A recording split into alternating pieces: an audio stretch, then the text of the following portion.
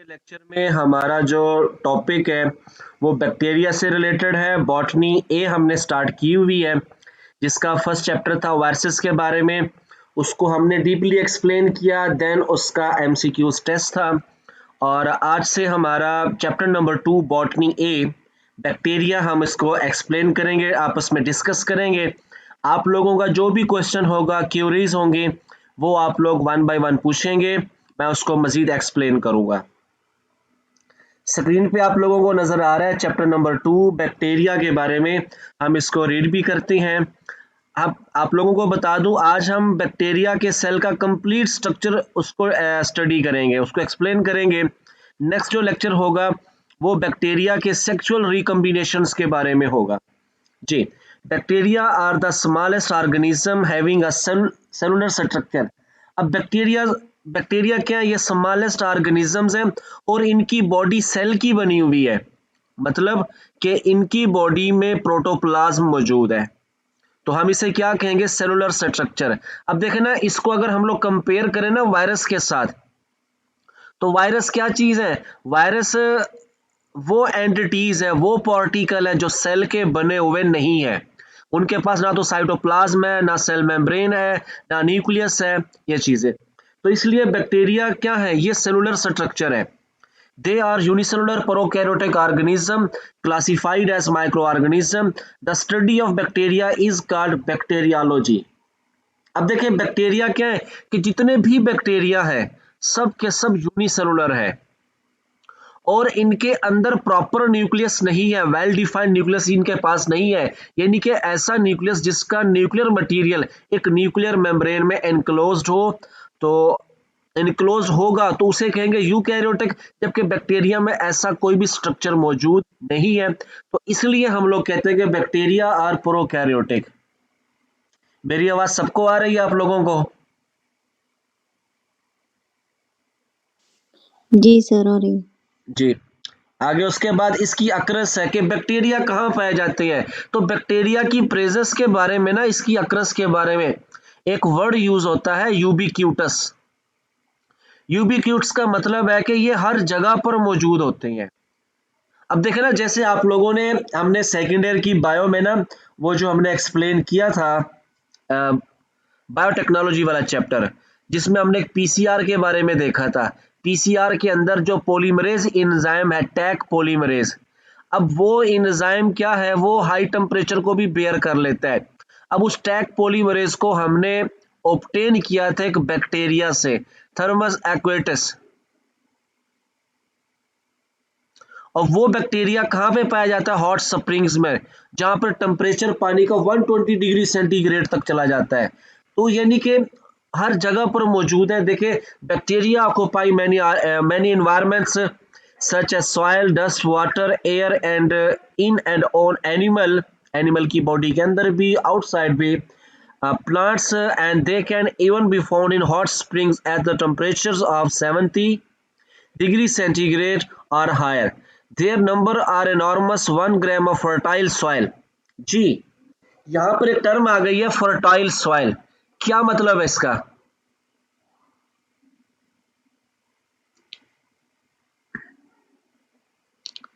आप लोगों में से कोई एक्सप्लेन करेगा फर्टाइल सॉइल को?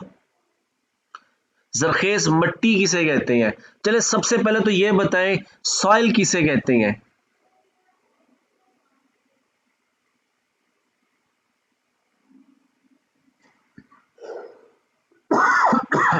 ग्रुप मेंबर कोई आप लोगों में से सॉइल के बारे में बताएं।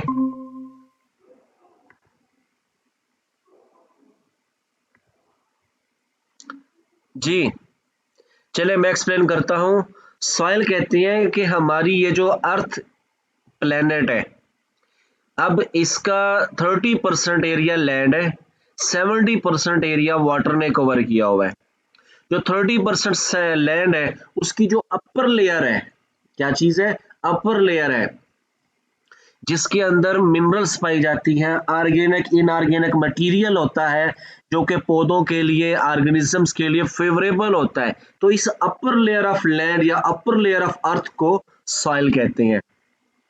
अब जिसके अंदर इनऑर्गेनिक ऑर्गेनिक मटेरियल्स बहुत ज्यादा मौजूद हो, जो प्लांट की ग्रोथ के लिए फेवरेबल हो, हम उसे कहते हैं फर्टाइल सॉइल। ये समझ आ गया आप लोगों को? जी सर। देखें आप लोग ना, जैसे जब मैं कहूँ ना समझ आ गई है, कुछ पूछना है बताना है, तो आप लोग फौरी रिस्पांस दिया करें। आगे अब उन्होंने कहा कि अगर आप लोगों के पास 1 ग्राम ऑफ फर्टाइल सॉइल है तो उसके अंदर 100 मिलियन से लेके 100 मिलियन तक ये बैक्टीरिया मौजूद हो सकते हैं। And 1 cm 3 of fresh milk may contain more than 3000 million bacteria. इतने ज्यादा तादाद में ये मौजूद है। यहाँ पे आप लोगों को एक बात बताऊं कि कहा जाता है कि इंसान की जो ओरल कैविटी है, माउथ है, इसके अंदर इतने बैक्टीरिया हैं जितने इस दुनिया में इंसान रहते हैं। अगला जो पैराग्राफ है हमारा, ये है बैक्टीरिया की मॉर्फोलॉजी के बारे में। मॉर्फोलॉजी यानी कि उसके size, shape, arrangement of bacterial cell के बारे में। सबसे पहले इसका साइज है।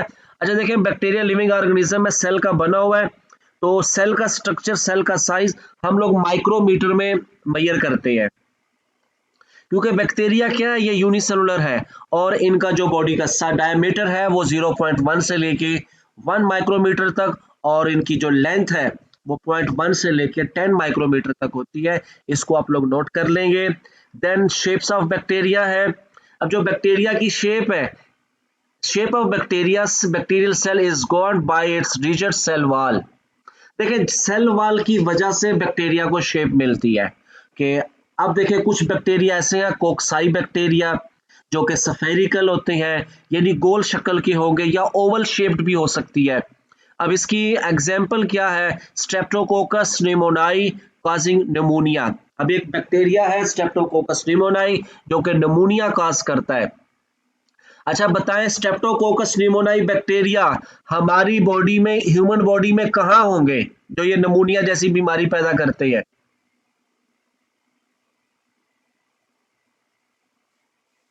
सर फिर रेस्पिरेटरी ऑर्गन्स में होंगे या एग्जैक्टली लंग्स? ये हमारे लंग्स में होते हैं। उसके बाद है बेसिलाई बैक्टीरिया। ये रॉड लाइक होते हैं, यानी कि इलोंगेटेड इनकी बॉडी होगी। For example lactobacillus found in milk. अब लैक्टोबेसिलस बैक्टीरिया है, ये मिल्क में होते हैं। और आप लोगों को पता है ना, जब मिल्क, दूध को हम जाग लगाते हैं दही वगैरह बनाने के लिए, तो उसके अंदर फिर ये बैक्टीरिया क्या चीज पर, किस चीज की प्रोडक्शन का सबब भी बनते हैं? लैक्टिक एसिड का। स्पाइरल स्पाइरला बैक्टीरिया है, ये इनकी बॉडी रिजिड हेलिकल है। They are usually curved with a twist और टर्न, यानी एक ट्विस्ट होगा। जैसे हम ना, हमारे पास कोई ऐसी बॉडी है जो कॉमा शेप्ड हो, उसे विब्रियो भी कहते हैं। हेलिकल इनकी बॉडी, ट्विस्टेड बॉडी होगी। अब इसकी एक एग्जांपल आगे स्पाइरोकीट्स। स्पाइरोकीट्स ऐसे बैक्टीरिया है जिनकी बॉडी फ्लेक्सिबल होती है, और जो स्पाइरल होते हैं उनकी बॉडी रिजिड होती है। अब ये जो स्पाइरल है ना, फर्स्ट ईयर की बायो में भी देखेंगे, इसकी जो सिंगुलर फॉर्म है वो स्पाइरलम है। तो ये रिजिड होते हैं, जबकि स्पाइरोकीट कौन से बैक्टीरिया है? ये फ्लेक्सिबल बैक्टीरिया है। अब जो बैक्टीरिया की हमने अब देखनी है अरेंजमेंट, कि बैक्टीरिया किस तरह से मौजूद होते हैं।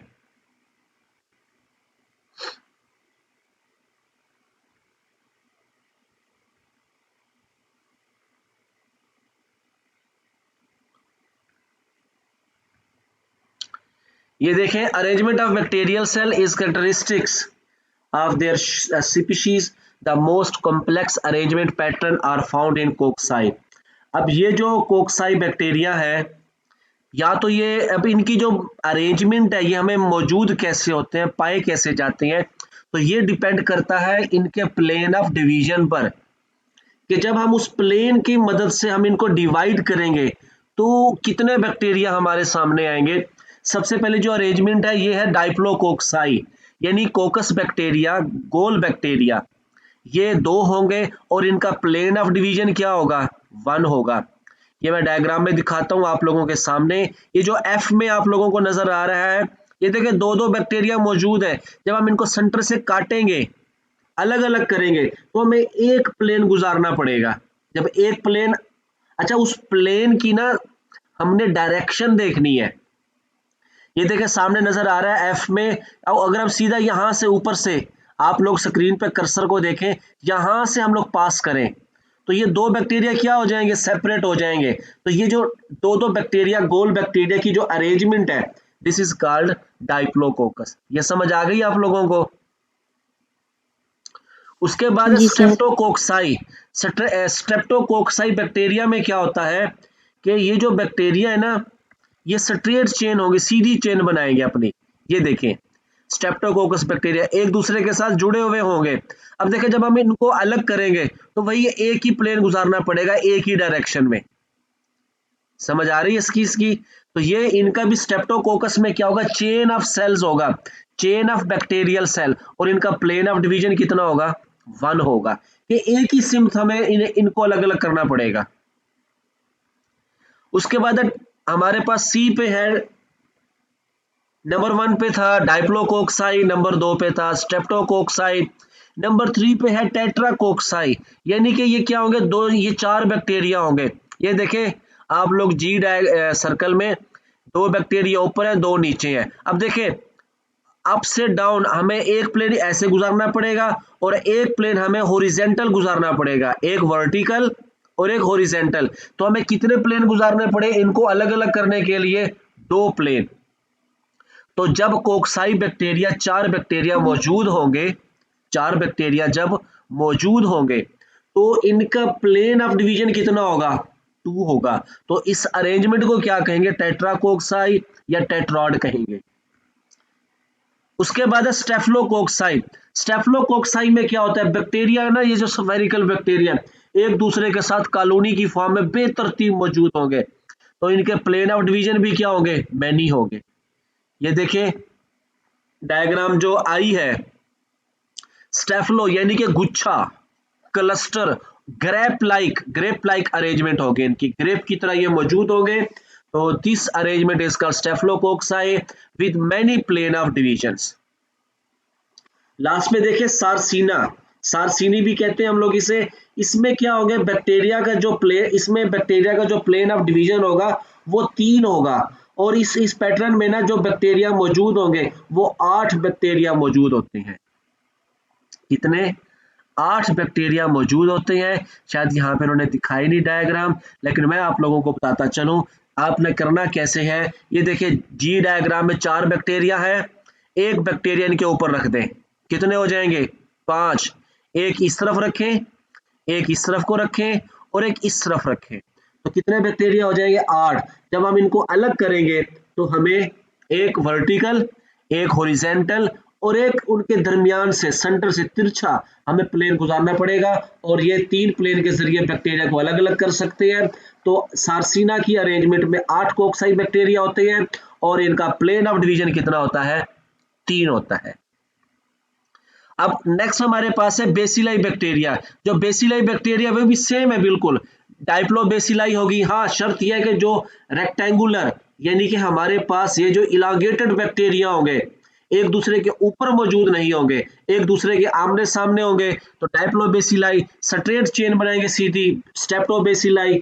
और सम टाइम क्या होता है, यही बैक्टीरिया एक दूसरे के साथ जुड़े हुए होते हैं तो एक फिलामेंट बना लेते हैं हाइफी की तरह, तो this is called hyphae arrangement of bacteria. इसकी मिसाल क्या है, स्ट्रेप्टोमाइसीस है। जी ग्रुप मेंबर्स, आप लोगों को क्लियर हो गया बैक्टीरिया की अरेंजमेंट और उसका साइज और उसकी शेप, बताएं। जी सर, हो गया। इसमें से आप लोग अपना क्वेश्चन पूछें, bacterial shape, bacterial size, bacterial arrangement. और हाँ, यहाँ पे मैं आप लोगों को बता दूं कि ये जो 3 शेप्स हैं बैक्टीरिया की, ये हमारे पास है कोकस bacteria, spiral bacteria, bacilli bacteria. आप लोगों ने इनकी 5-5 एग्जाम्पल लिखनी है रफ पेज पे और ग्रुप में फिर भेजनी है। कल आप लोगों ने नेट से सर्च करोगे, उनका नाम लिखोगे और उनकी प्रेजेस भी लिखोगे, भाई ये कहाँ मौजूद होते हैं। तो इस तरीके से ना इनकी एग्जाम्पलें हमारे सामने आ जाएंगी और याद के तौर पर यानी कि हमारे पास वो डाटा भी रहेगा और याद भी हो जाएंगी। ठीक है, आगे चलते हैं। Structure of bacterial cell, bacteria के सेल का स्ट्रक्चर देखेंगे हम लोग कि a bacterial cell consists of various components. Some of these are external and the others are internal to the cell wall. अब देखिए बैक्टीरिया के सेल का स्ट्रक्चर कि बैक्टीरिया के सेल में ना बहुत तरह के कंपाउंड मौजूद है। कुछ उस बैक्टीरिया के सेल के अंदर की तरफ है, कुछ बैक्टीरिया के सेल के बाहर है। तो हम यहाँ पे सबसे पहले हम उन स्ट्रक्चर्स को देखेंगे that are present outside the bacterial cell. उसमें क्या आते हैं, कुछ में कुछ के पास कैप्सूल की फॉर्म में होगा, कुछ स्लाइम की शक्ल में मौजूद होगा, कहीं पे फ्लैजेला होंगे, कहीं पे पिल्लाई मौजूद होंगे। ये सारे वो स्ट्रक्चर्स हैं जो bacteria to bacteria, bacterial species to other bacterial species vary करते हैं, लेकिन इनकी मौजूदगी कहाँ होती है, बैक्टीरिया के सेल के बाहर होती है। अब सवाल ये बैक्टीरिया के सेल के बाहर कैसे है, उसकी सेल मेम्ब्रेन के बाहर।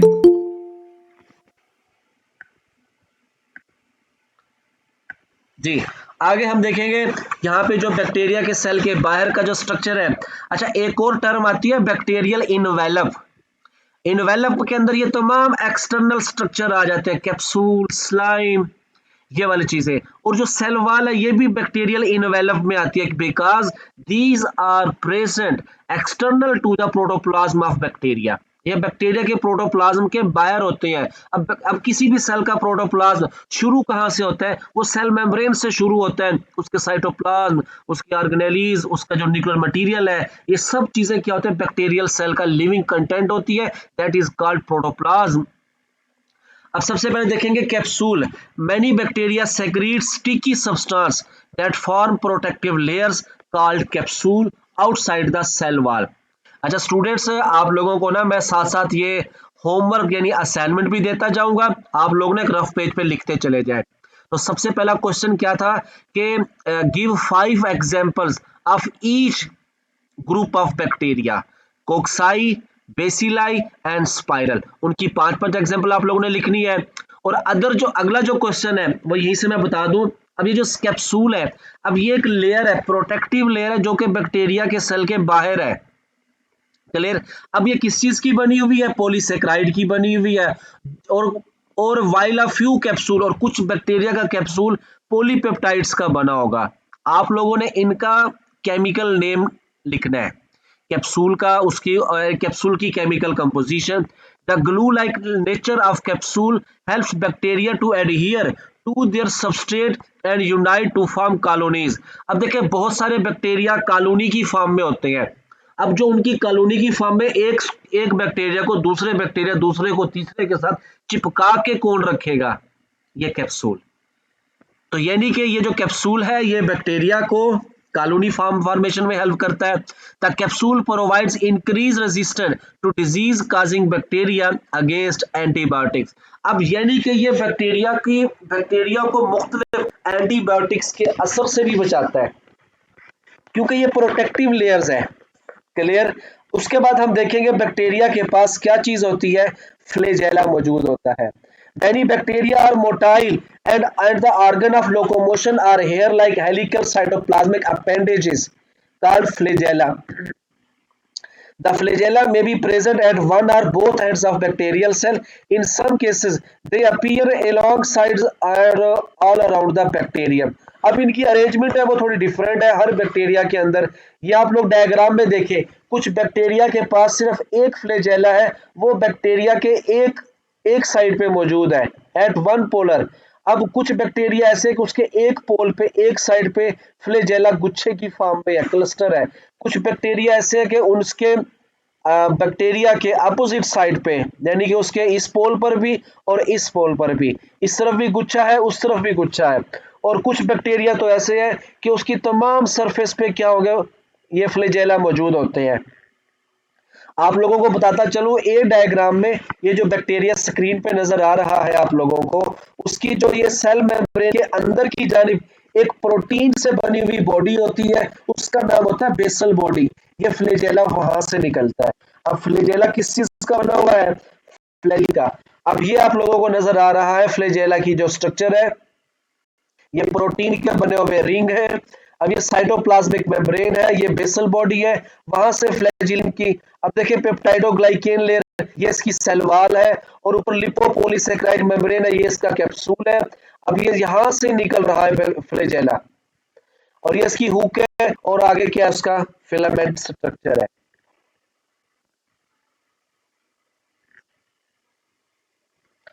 देन हम लोग देखेंगे इसकी पिल्लाई और fimbriae. The motile as well as non motile species possess hollow filamentous rod like structure. अब ये जो पिल्लाई है ये भी रॉड लाइक स्ट्रक्चर है, लेकिन ये फ्लैजेला से छोटे होते हैं। ये पिलीन प्रोटीन के बने हुए हैं, जबकि फ्लैजेला किस प्रोटीन का बना हुआ था? फ्लैजेलिन प्रोटीन का।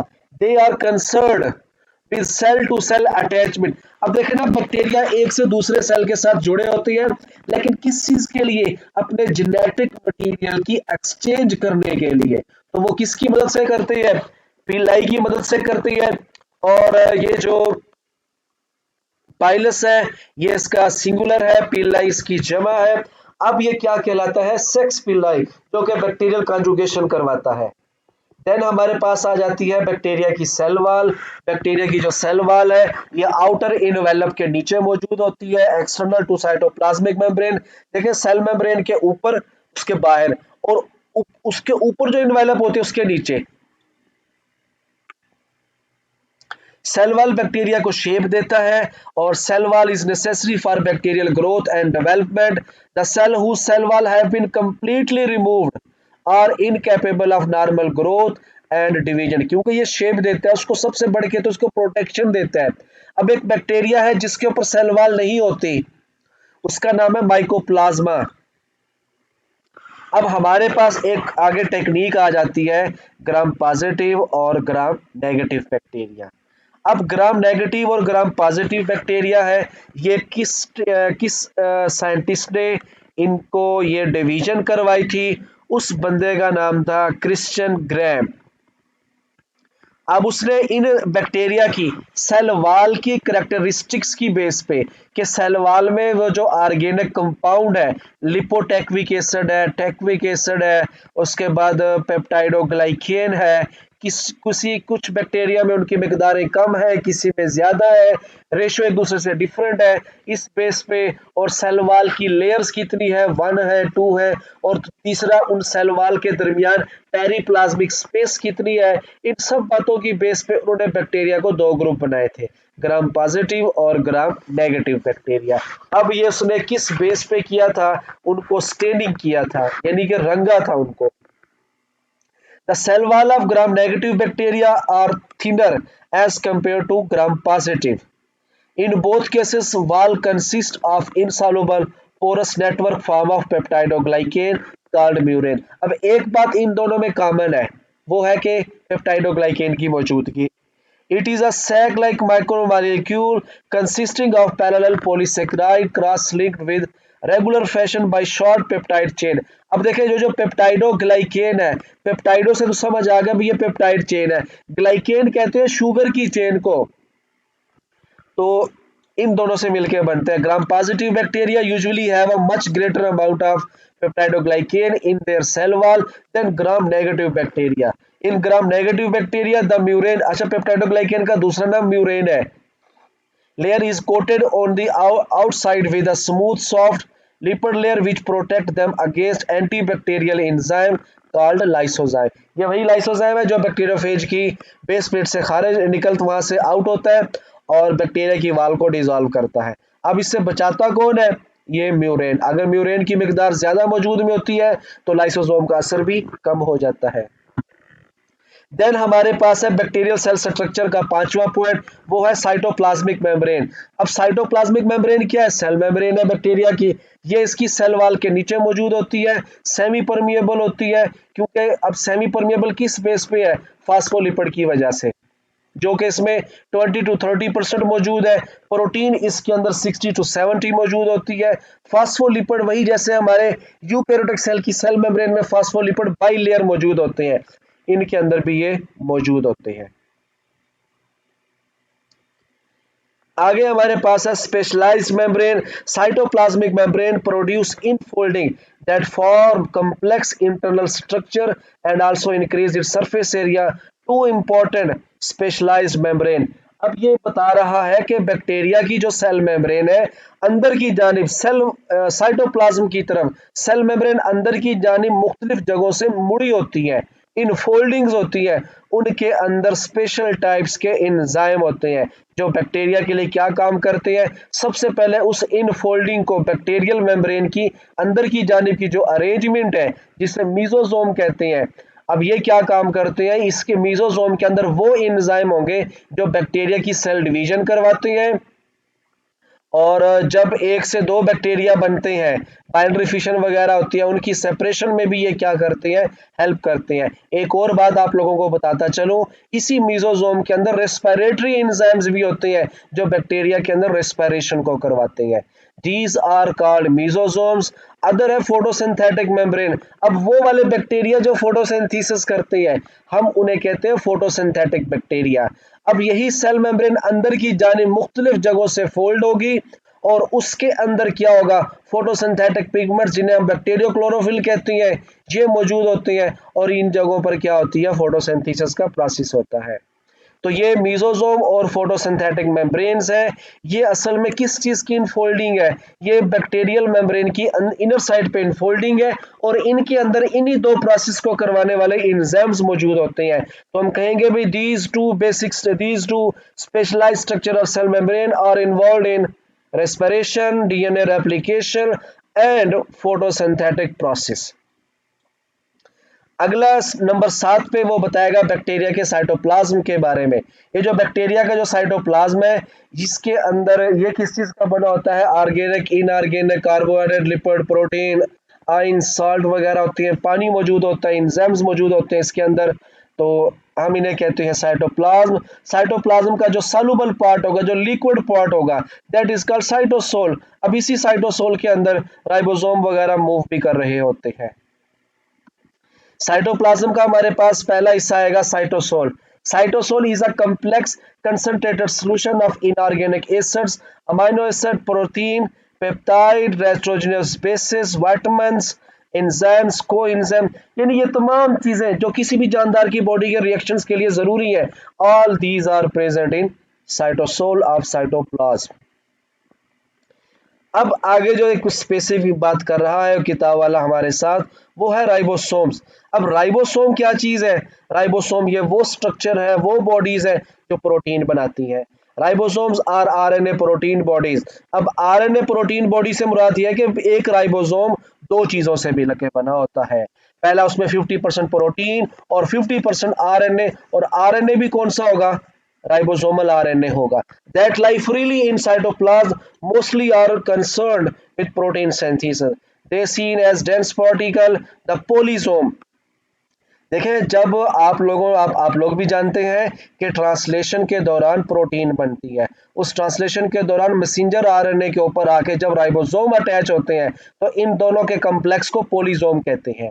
Each ribosome consists of two subunits, 50 and 30 subunits formed of equal amount of RNA and protein. They are smaller in size than the ribosome found in eukaryotic cell and sediments at 70 Sternberg units, 70s. अब देखें ये बात कर रहा है कि एक ribosome दो सब यूनिट का बना होता है, स्मॉलर और लार्जर। आया कि वो प्रोकैरियोटिक है या यूकैरियोटिक सेल है। अब यहाँ पर क्योंकि हम प्रोकैरियोटिक सेल की बात कर रहे हैं, उसका जो लार्जर सब यूनिट होता है 50s और स्मॉलर होता है 30s। जब ये दोनों आपस में जुड़ते हैं तो इन दोनों की अटैचमेंट के दौरान इनके जो यूनिट्स होंगे उनकी तादाद है 10 यूनिट्स। कि जब राइबोसोम्स का स्मॉलर लार्जर सब यूनिट आपस में जुड़ते हैं तो इनके 10 यूनिट्स इनकी अटैचमेंट में कंज्यूम होते हैं, हम उन्हें काउंट नहीं करते, तो बाकी कितना बचेगा, 70s। इसी तरह जब हम लोग बात करें ना यूकैरियोटिक राइबोसोम की, तो यूकैरियोटिक राइबोसोम 80s का होता है, तो वहां पर लार्जर 60 का होता है और जो स्मॉलर होता है वो होता है 20s का। तो 20 यूनिट वहां पर क्या होते हैं, अटैचमेंट में यूज हो जाते हैं। ये है सी और सी पे बताएगा वो हमें, nuclides bacterial chromosome. The bacterial chromosome consist of DNA molecule formed of about 5 to 106 base pair and about 1 millimeter in length. ये इसके साइज के बारे में बात कर रहा है। Very little protein is associated with it. The bacterial chromosome is primitive and usually referred to as a nucleoid. अब जो बैक्टीरियल क्रोमोसोम है जिसे हम उसका क्रोमेटिन कहते हैं, वो सेल के सेंटर में जिस जगह पर मौजूद होते हैं, जिस जगह को ऑक्यूपाई करते हैं, this is called nuclides. In most bacteria, the DNA is concentrated as a mass of fibers, and the region of cytoplasm containing it strains less than surrounding cytoplasm. It is called nucleoid region or nuclear body. In Escherichia coli, the bacterial chromosome is in the form of a ring of double stranded DNA molecule. अब bacteria के अंदर जो DNA molecule है, आप लोगों को बताता चलूं, बैक्टीरिया का जो क्रोमेटिन होता है ये सिर्फ और सिर्फ डीएनए का बना होता है, प्रोटीन इसमें नहीं होती. एक बात. दूसरा, जो इनका ये डीएनए है ये सिंगल मॉलिक्यूल होता है, ठीक है, वो बार बार फोल्ड होता है सिंगल मॉलिक्यूल है, डबल स्टैंडर्ड डीएनए होता है, इसलिए सिंगल मॉलिक्यूल की वजह से हम लोग कहते हैं कि ऑल बैक्टीरिया आर हैप्लॉइड्स. आगे वो बात करेगा प्लाज्मिड के बारे में. किसके? प्लाज्मिड के बारे में बात करेगा. In addition to the normal DNA chromosome. अच्छा, बैक्टीरिया के अंदर जो इसका क्रोमोसोम मौजूद है, जो इसका क्रोमेटिन मटेरियल मौजूद है, इसके साथ साथ एक और double standard DNA circular molecule होता है जो इसके जिसे हम लोग जेनेटिक इंजीनियरिंग में यूज करते हैं, उसे कहते हैं plasmid. Each plasmid consist of few genes and is capable of self-replicating independent of main chromosome. There are certain plasmids that provide resistance to cell. एक और बात आप लोगों को ऐड करता चलूं, ये जो प्लाज्मिड है ये भी डीएनए के बने हुए, इसके अंदर मोस्टली जीन्स ऐसे हैं जो एंटीबायोटिक रेजिस्टेंस एबिलिटी रखते हैं, तो ये बैक्टीरिया को मुख्तलिफ एंटीबायोटिक के अगेंस्ट रेजिस्टेंस बनाता है. क्लियर? आगे हम बात करेंगे स्पोर एंड सिस्ट की. Bacteria produce resistance bodies called spore either with in और एक्सटर्नल टू सेल. अगर बाज़ औक़ात जब कंडीशन एबनॉर्मल्स होती हैं तो बैक्टीरिया उन एबनॉर्मल कंडीशंस को पास आउट करने के लिए, अपने आप की सर्वाइवल को बढ़ाने के लिए, तो बैक्टीरिया अपने एबनॉर्मल कंडीशंस में किस में चेंज हो जाते हैं? स्पोर के अंदर. कुछ स्पोर बैक्टीरिया के सेल के अंदर बनेगा एंडोस्पोर, कुछ सेल के बाहर बनेंगे, हम उनको कहेंगे एक्सोस्पोर. अब बाहर बढ़ने से मुराद यह है कि बैक्टीरिया को बाहर की जाने से तमाम अतराफ से ये स्पोर वाल उनको कवर कर लेते हैं. For example bacillus and Clostridium species. These can resist heat, desiccation and radiation and help to overcome unfavorable growth condition. क्योंकि जब conditions क्या होती हैं, unfavorable होती हैं, बैक्टीरिया ने उनको पास आउट करना होता है, तो इसलिए वो अपने आप को स्पोर में चेंज करते हैं. In some bacteria, for example as Bacter, whole cell develop into a thick wall resistant body called cyst. They germinate into new individual when the conditions are favorable for growth. Spore है, cyst के बारे में है. Gas vacuole. Some aquatic species form gas vacuole that provide buoyancy. These are hollow rigid cylinder within a protein boundary impermeable to water. However, dissolved gases can penetrate the boundary. अब इन gas vesicle के अंदर oxygen gas होती है, याद रखोगे आप लोग. कौन सी गैस होती है? ऑक्सीजन गैस होती है. ये आप लोगों को बैक्टीरिया का एक जनरल स्केच नजर आ रहा है. सेंटर में क्या है? डीएनए. ये जो डीएनए मॉलिक्यूल पड़ा है, ये गोल सर्कुलर जो बॉडी हमें नजर आ रही है, दिस इज कॉल्ड प्लाज्मिड.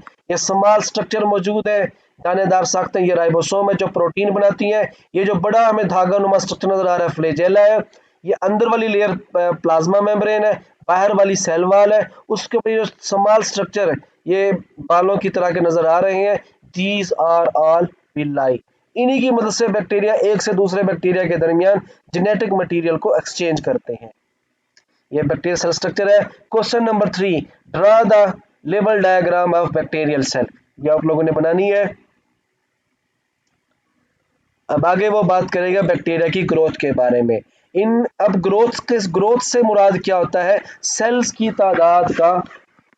तादाद में इजाफा होना. सेल की तादाद में इजाफा होगा तो बैक्टीरिया क्या करेंगे? अपनी ग्रोथ करते हैं.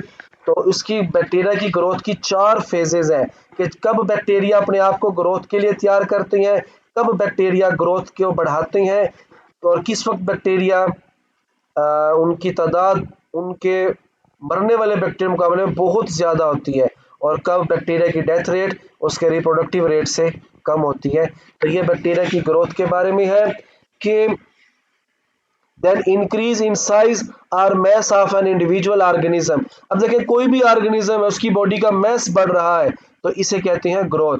द बैक्टीरिया, अब जो बैक्टीरिया है वो उसकी बॉडी तो बनी हुई एक सेल की है, वो कितना साइज बढ़ाएगा, तो इसलिए 1 से 2 बैक्टीरिया, 2 से 4, 4 से 8 बैक्टीरिया, इस तरीके से बैक्टीरिया अपनी एसेक्सुअल रिप्रोडक्शन करके अपनी तादाद बढ़ाते हैं। The bacteria can grow rapidly from their environment by diffusion and active transport. Certain environmental factors such as temperature, nutrient availability, pH and ionic concentration affect growth. अब बैक्टीरिया जिस जगह पर मौजूद होते हैं उस इन्वायरमेंट के अंदर बहुत सारे न्यूट्रिएंट्स हैं, टेम्परेचर है, उसकी पीएच है, आयनिक कंपाउंड्स हैं, इनकी मौजूदगी या इनकी एब्सेंस बैक्टीरिया की ग्रोथ के ऊपर बड़ा असरअंदाज होती है। Under ideal condition cell division may take place every 20 minute, तो 1 से 2 बैक्टीरिया 20 मिनट में बनते हैं, हर 20 मिनट के बाद बैक्टीरिया की बाइंडरी फिशन एंड हो जाती है। The number of cells double at each cell division. It is called exponential rate and the time interval is known as generation time. देखिए आपके पास एक बैक्टीरिया है, उसने प्रोसेस किया, अपनी ग्रोथ की और आगे आगे 1 से 2 बैक्टीरिया बना दिए, तो ये जो तमाम पीरियड ऑफ टाइम है जिसमें बैक्टीरिया ने ग्रोथ की है, 1 से 2 बैक्टीरिया बनाया, this is called generation time. अब बैक्टीरिया की ग्रोथ की 4 फेजेज है, कितनी? लैग फेज है, लॉग फेज है, स्टेशनरी फेज है। लैग में क्या करेगा, बैक्टीरिया अपने आप को सेल डिवीजन के लिए प्रिपेयर करता है, इसे लैग कहेंगे। लॉग में क्या होगा, बैक्टीरिया अपनी बाइंडरी फिशन करता है, मतलब ग्रोथ करता है बहुत तेजी के साथ, इसे कहते हैं लॉग फेज, यानी धड़ाधड़ नए नए बैक्टीरिया बन रहे होंगे। फिर स्टेशनरी फेज कि भाई जितने नए बैक्टीरिया बन रहे होंगे उतने पुराने बैक्टीरिया मर भी रहे होंगे, this is called stationary phase. बाज़ औक़ात फिर इन्वायरमेंट में बहुत एबनॉर्मल चेंज भी आ जाती है, सर्टन फैक्टर्स आ जाते हैं जो बैक्टीरिया बेयर नहीं कर सकता, तो फिर बैक्टीरिया के लिए क्या होगा, डिक्लाइन होगा, यानी बैक्टीरिया मरना शुरू हो जाते हैं और वो बहुत ज़्यादा रफ्तार के साथ बैक्टीरिया मरते हैं। ये इसका डायग्राम का स्केच है बैक्टीरिया की ग्रोथ का। देखिए यहाँ से 0 से स्टार्ट हुई, यहाँ तक अपने आप को ग्रोथ के लिए तैयार किया, फिर उन्होंने सेल डिवीजन अपनी बाइंडरी फिशन करना शुरू कर तेजी से, और बैक्टीरिया अपनी तादाद बढ़ती जा रही है, बढ़ती जा रही है, बढ़ती जा रही है। एक वक्त ऐसा आएगा कि पुराने बैक्टीरिया मर रहे होंगे और नए आगे बन रहे होंगे, दोनों की रफ्तार बराबर होगी, तो ये स्टेशनरी है। और फिर सम टाइम क्या होता है, वहाँ पे कोई एब्रप्ट चेंज आती है जिसकी वजह से बैक्टीरिया मरना शुरू हो जाती है, तो इसे हम कहते हैं डेथ या डिक्लाइन फेज। रिप्रोडक्शन, अब बैक्टीरियल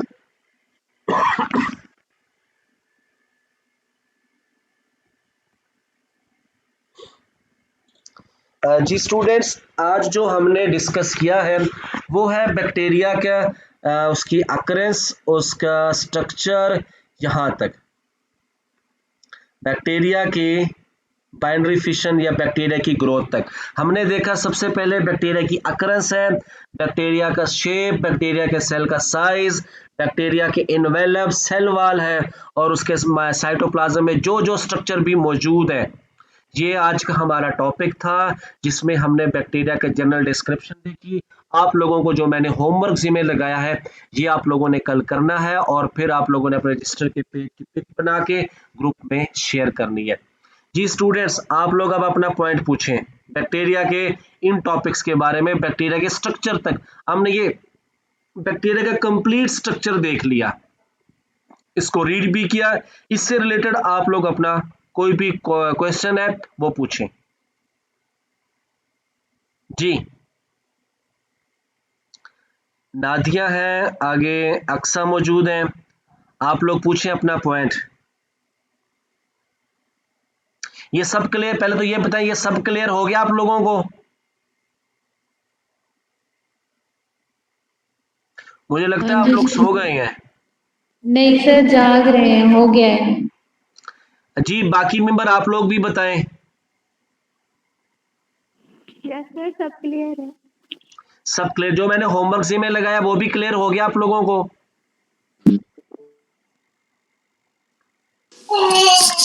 सर सर होमवर्क जो है वो बता दें, वो क्या दिया आपने? चले वो होमवर्क मैं ना ग्रुप में मैसेज कर देता हूँ, वो आप लोग देख लें, जी इसको रिवाइज कीजिएगा और जी होमवर्क से रिलेटेड क्वेश्चन उनको लिखिएगा और ग्रुप में फिर आप लोग शेयर कीजिएगा। ठीक हो गया। और सर ये कब तक सबमिट करवाना कल है? कल क्योंकि कल चलो सैटरडे संडे है, मैं तो मुल्तान होगा क्लास के लिए। अब आप लोगों जी को ना मैं होमवर्क देता हूँ और एक छोटी सी असाइनमेंट, आगे जो बैक्टीरिया की ग्रोथ है उसको पढ़ के आप लोगों ने उसको ना स्केच बनाने हैं, सिर्फ ठीक हो पढ़ना गया। है और स्केच बनाना है और उसको शेयर करोगे। उसको फिर हम लोग मंडे वाले दिन सारे को एक्सप्लेन करेंगे, जो बाकी चैप्टर है वो हम लोग मंडे को करेंगे उसको। ठीक हो गया। जी चलें ठीक है, आप लोग अपना ख्याल रखिएगा, इसको रिवाइज करें और अल्लाह हाफिज। ओके।